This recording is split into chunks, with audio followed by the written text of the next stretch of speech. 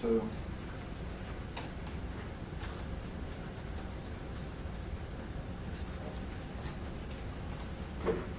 all right, so let's just save that, and then exit from here, and then do a clear, and then a handed.txt. All right, and so all we've done is we've basically replaced, I didn't like the fact that it was replacing it with a 3. So you see the i's, here's the inertias, and here's the 3 equations, and they involve the 3 unknowns. And what we're going to actually solve for is we want to know how omega x is changing. So we want to solve now. So we say solve left paren 0, comma, omega x prime, omega y prime, omega z prime.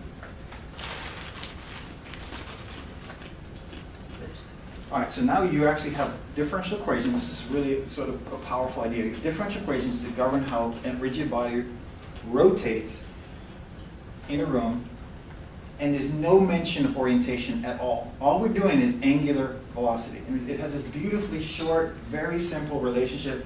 These equations are not linear. They're very difficult to solve. But everything's been able to be done for this rigid body without even mentioning rotation matrices. We've skipped rotation matrices.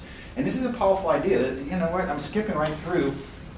We'll have to come back to that. If I want to do orientation, I want to come back to that in a second. But as of right now, I can tell you how this thing's going to, the rate at which it will rotate. I can't tell you which way it's going to be pointing. I don't know if my aircraft's pointing straight towards the Earth, but I can tell you how it's actually rotating. You know, is it going this way? Is it going that way? I have no idea where its orientation is, but I know its rate. And so now we're ready to solve this using ODE. So you do ODE, left paren, right paren. Good. Actually, let's before we do the ODE, let's do an output plot on this. So output plot. There's a T missing there.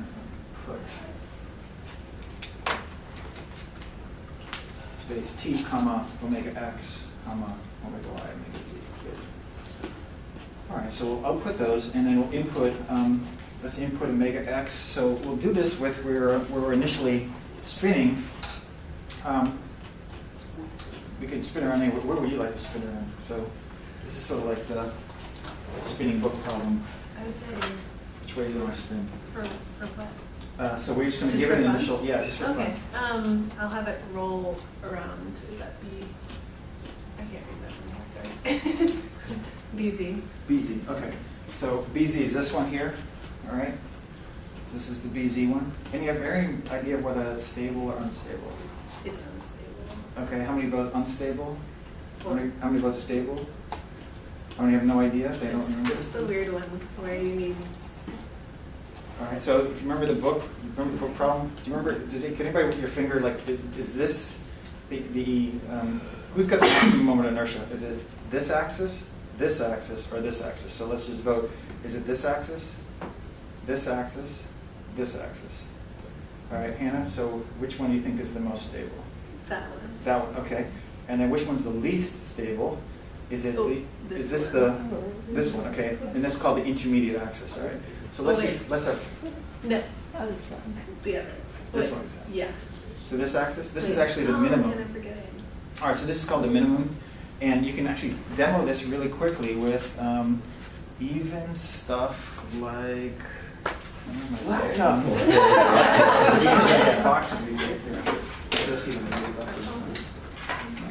wants to volunteer to that? Yeah. Unstable one. So almost anything that has even remotely this shape, it will spin stably around its maximum. All right. So the nice thing is, when the maximum it's stable.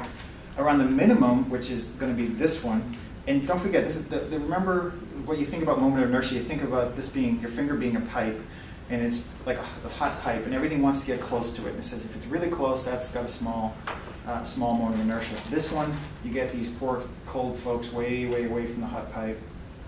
And then this one, they're really far away from the hot pipe. Okay, so this is the maximum moment of inertia. This one is the intermediate moment of inertia, and this one's the smallest moment of inertia, closest to the pipe. So maximum. That was more fun than I even thought. I know, it's too bad. I'm too bad. It's good it wasn't one of your laptops. You know, for showing up all over the place. So that was the maximum. The minimum is this one, so this is the minimum, okay? And that's mostly stable. With damping, it actually is unstable as well. But what you'll really see is the intermediate, which is this one, is definitely unstable. I mean, it just won't even go around once. So let's do the unstable one because it's just more fun. And which one is that? that's the so that one corresponds to y. So we'll input omega x equals put 0.001. So really something small. Comma omega y equals, we'll make that something big like 5. And then omega z equals 0. All right, so if you put in, just so you know, that if you put in all zeros, perfect zeros, which is just impossible, I mean, nothing gets launched that perfectly, this thing will actually spin around this omega y, and omega y will stay at 5. So we'll use that as just a tiny little perturbation. Okay, hit enter. Now we're ready to actually do the ODE. Yeah, save hand dot text, that's pretty good. All right, and then ODE, left prime, right prime. All right, 10 seconds, that's fine, beautiful, blah. And your plot should go up on the screen. It's right here. All right, good. And so what you see is omega y started at 5, and then it comes down to -5. Meanwhile, omega x and omega x and omega y both started at 0, and then get as high as 5. I mean, so that's what you're seeing is, you're seeing the tumbling in the omegas, so the omegas are showing that. X out for a second, of course, it would show you something very different if you override the input and say, instead input, and then say omega x colon equals, omega x colon equals 5, comma omega y colon equals 0.01.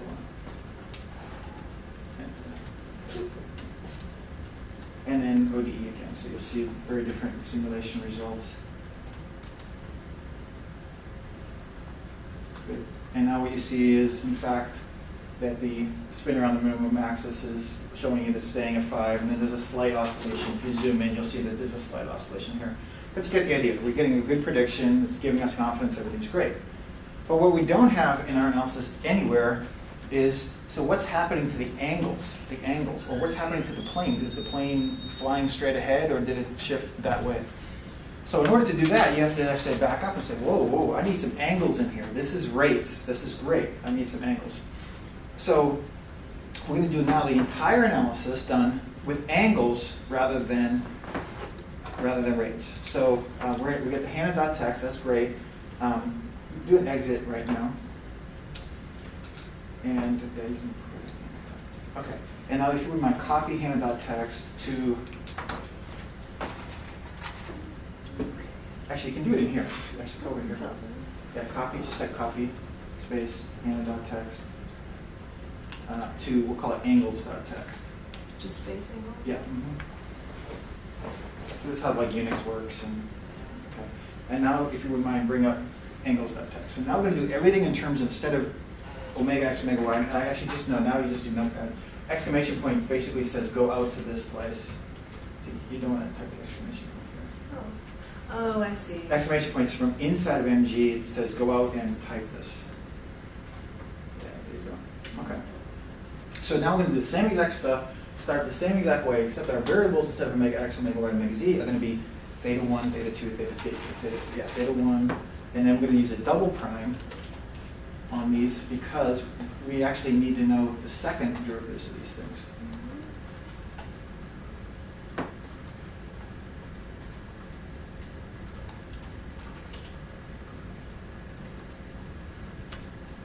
Okay.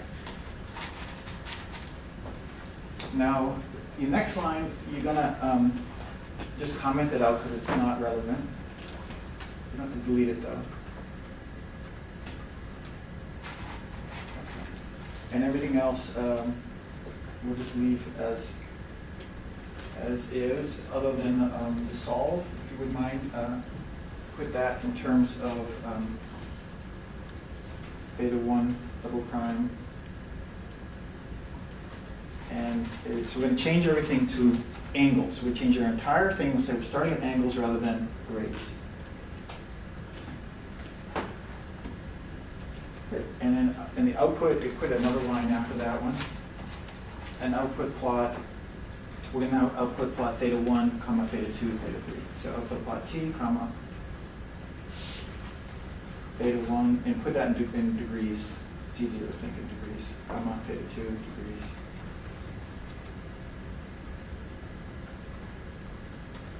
Good. All right, good. And can you take this output plot and this input and just move them down? Just put them. Yeah, good. I can control X and then move them and paste them below. Oh, like this one? Yeah. All right, and bring it down. Yeah. Right here? Yeah. And enter. Yeah. So, because we're not doing anything with omega X and omega Y, just comment those out. So this, anything having to do with omega X and omega Y doesn't. We'll use those in a second. We have to then do this. Okay. Might as well take that B setting of us. Why don't you move that down too? Because all that's going to be useful in a second. All right, good. All right, so at the very top we have B set inertia, so that's good. Variable's good, and then we're trying to just get the dynamics. In order to get that dynamics, we've got to, instead of saying setting of velocity and acceleration, we have to say let's get something having to do with roll pitch yaw. All right, so let's go to motion genesis just for a second on its own.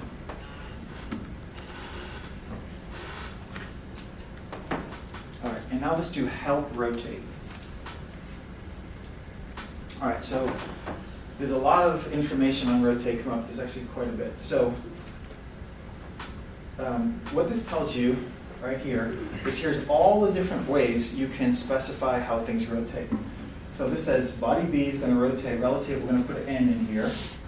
And then we can put a 3x3 rotation matrix. We can have, this is a simple rotation. The one we're going to focus on is the sequence. We're going to do a roll pitch yaw. All right, so it says some sequence by 3 angles, Q1, Q2, Q3. All right, so we'll do those. That's what we're going to shoot on.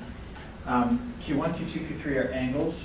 And the sequence, if we come down just a little bit, the sequence is any combination hereof. So we're going to do a roll pitch yaw sequence, which says we're going to first rotate around BX, then we're going to rotate around UI, then around BZ, and then be body fixed. So these are called body fixed XYZ angles. Well, actually, let's use Qs. So let's go back to the file now that we know what to type. So actually, just highlight. Oops, come back over here for a second.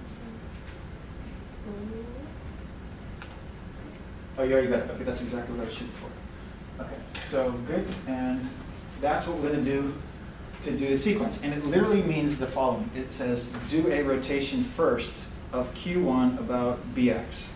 So that would be BX is this. This is pitch. Secondly, after you've done the rotation, now you're in a new orientation. Now do an angle of Q2 about BY. So let's say we do just a little bit about this. Let's see, so it's BX, go this way, BY is this way, and then BZ is that way. So that's what we're doing, Q1, Q2, Q3. All right, blah, blah, blah. And actually change, if you wouldn't mind, change your thetas to Qs. Is there any way to just highlight all of them at one time? I don't know how to use You Notepad can do that find well. or replace, just edit. Yeah, yeah. That's a good way. Replace. Theta, enter, Q, yeah. And replace all, that's all. You're good. All right, so with this magic command, this is actually doing all of your sequence of rotations. Now, the way we did it before was you introduce intermediate reference frames. You say, all right, you rotated first from B to another intermediate reference frame. You call it, intermediate reference frame 1. Then you rotate. Then after you rotated your intermediate reference frame to here, say, okay, what's this? All right, so this way. So you go, here's N. Now you have this reference frame here. You give this a name. You call it Fred. All right, so here's Fred. It's a reference frame. And what it means is I'm the same as B after one rotation. Then you're going to rotate again. So this is Fred, and this is to Sally. And so this is the Sally reference frame. And then afterwards, you finally do the last rotation, and that gets you to the real B. So you have the starting N, you have the final B, and in between, you introduce 2 intermediate reference frames. And the only reason you do this is to be able to actually calculate the rotation matrices, the angular velocity, and the angular acceleration. Or you just tell motion genesis, I don't really care about introducing these intermediate reference frames whose only reason is to calculate rotation omega and alpha. Just go do it for me. So that command is just doing all that work underneath the hood for you. All right, so I don't want to lose sight of the fact that this is a simple thing to type. It has a lot of work that goes into it. And in quals, this is exactly the kind of stuff I asked, I think, who had quals to me? Yeah, you know, blah, blah, blah, a whole bunch of y'all.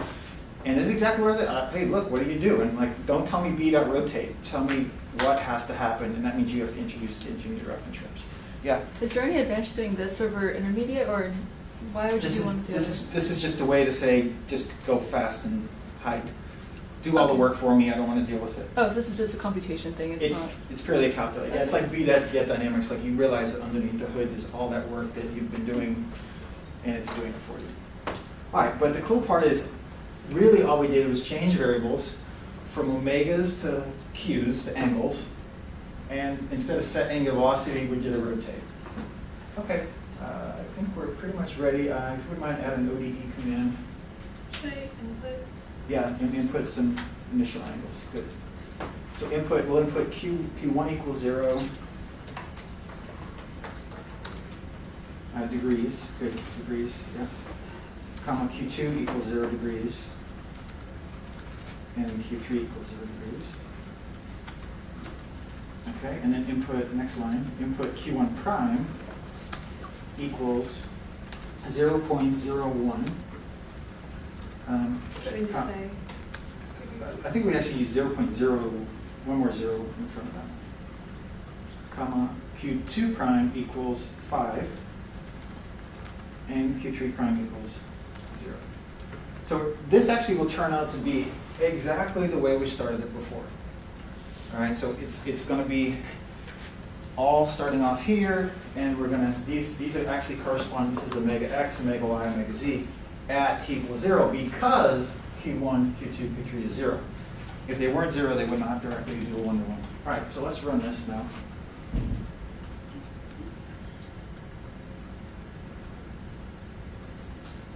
So this is angles. All right, so blah, blah, blah. Was there supposed to be a comma? Yeah, I think Yeah, it use is. a comma. In the help section, it didn't. Did not have a comma. Okay, good to know. I'll fix that.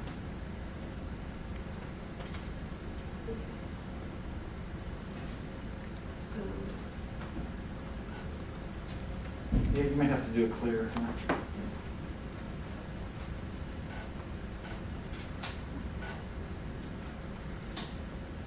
Okay, well, before we go any further, all right, look, does anybody see something distinctly different as opposed to omega x prime, omega y prime, omega z prime? So much more complicated. It's a lot longer equations. Way longer, okay? So we're looking for equations of motion in the fact that we're now not using the motion variables, omega x, omega y, omega z, instead we're using angles. We're paying an enormous cost for that. Okay? So that cost is pretty evident visually. All right, but there's more to the story than just this little cost. Okay, let's hit enter. All right, you see the cost also when it's computing. Did anybody see the speed at which it computed? Significantly slower. So you're like, wow, I'm paying a lot. So let's see now the graph. Looks really weird. Looks bizarre. All right, but that's okay because we're plotting angles. We're not plotting rates, so we could plot rates as well. So it looks bizarre. But one thing that's really nice about this, look at this. This, although it's going crazy and everything, it's actually keeping track of RAP. It's saying my angle for the blue thing, which is Q3, all right, I know what it's actually doing, and it's going round and round and round, and I'm keeping track of that with the 16 to 1800 degrees. So this is a really good thing. I'm actually keeping track of the time history of an angle. Now, we could actually output Q1 prime, Q2 prime, Q3 prime, but these are fantasies. These things actually don't have any meaning particularly. So you're living in math world here, but there's more to the story than that. All right, so that's out here. The stair stepping looks really. It looks really cool though, yeah. Non-intuitive. Yeah, but it doesn't actually tell you much. That's the problem. Like you're like, so what's happening? I have no idea because it's the math world rather than the physics world. All right, we're going to override the input. So now we're going to just say input.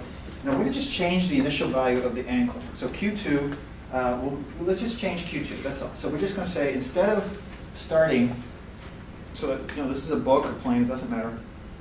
But the initial value of the plane will now start like this, or the initial value of the book, if you don't want to think about the plane. All right, so all you're doing is taking this and going, I'd like to start here. So we're going to say input Q2 equals 90 degrees. All right, and then let's do ODE again. Whoops. Input Q2 colon, is it a colon? No, that's it.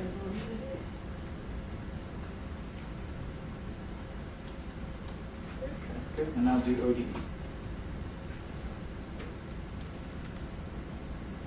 Okie dokie. What is going on? Read Quaternions. You read Quaternions.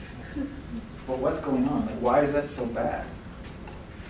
Sines and cosines. Yeah, so let's actually look now. Go do a list, if you would mind. All right, look at the let's look at the denominators of these things. So if Q1 prime equals, right, blah, blah, blah, blah, blah, divided by what?